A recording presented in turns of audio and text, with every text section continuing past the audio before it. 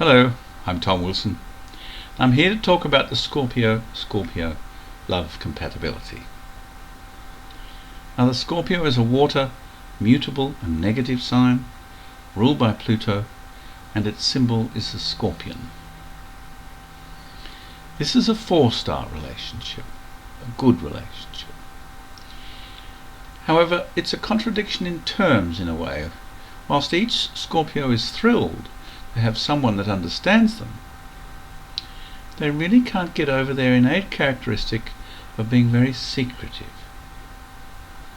such that they are still unable to let someone in or give anything away, let alone someone that is able to get very close to them.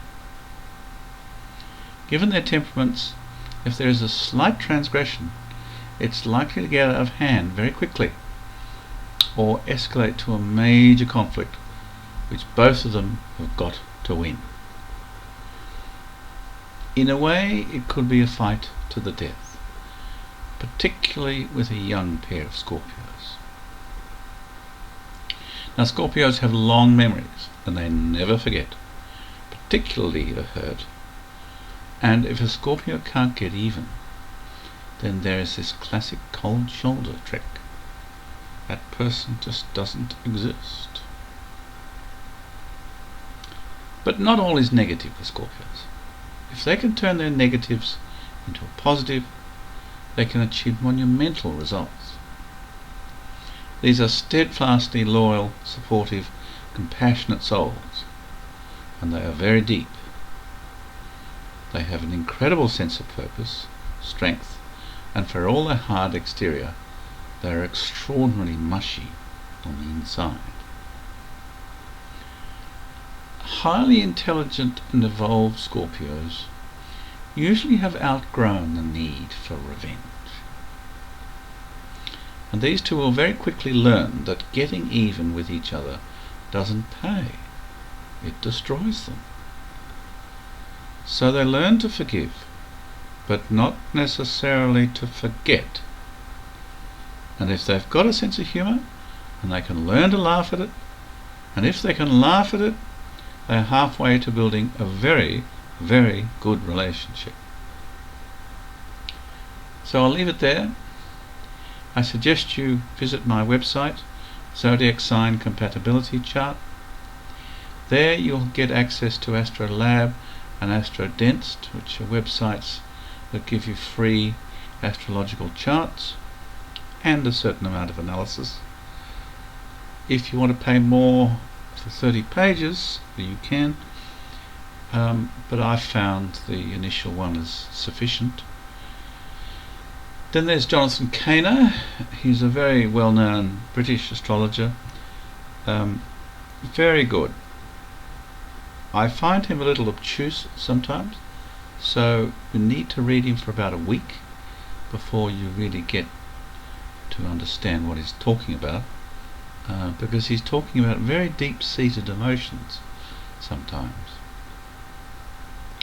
There's Astrology.com, another massive American website where you can get access to all sorts of personality and character relationship analysis, Vedic analysis, tarot, and it's got everything, right down to your food and your pets.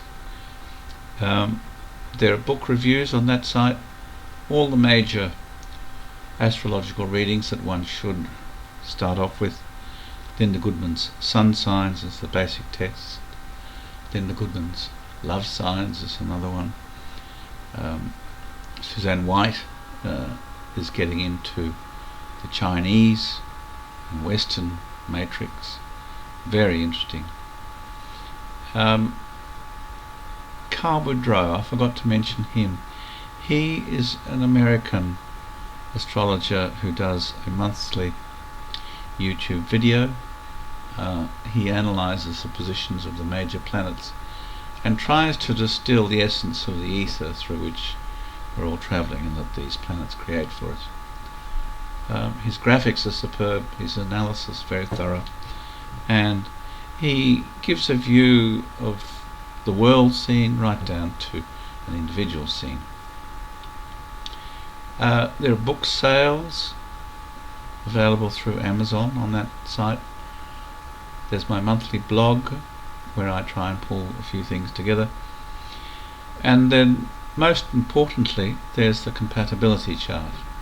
And here you'll see listed the 12 female signs across the top and the 12 male signs down to the left.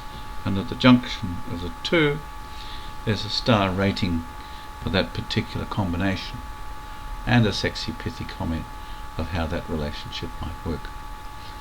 So there's a lot of material there. There are in fact 144 combinations of star signs, and when you start to add in the Chinese elements and star signs, the number of combinations is exponential, but Suzanne White starts to cover these areas, and it's fascinating stuff. So I commend it to you. Thank you for coming, and look after yourself. Bye bye.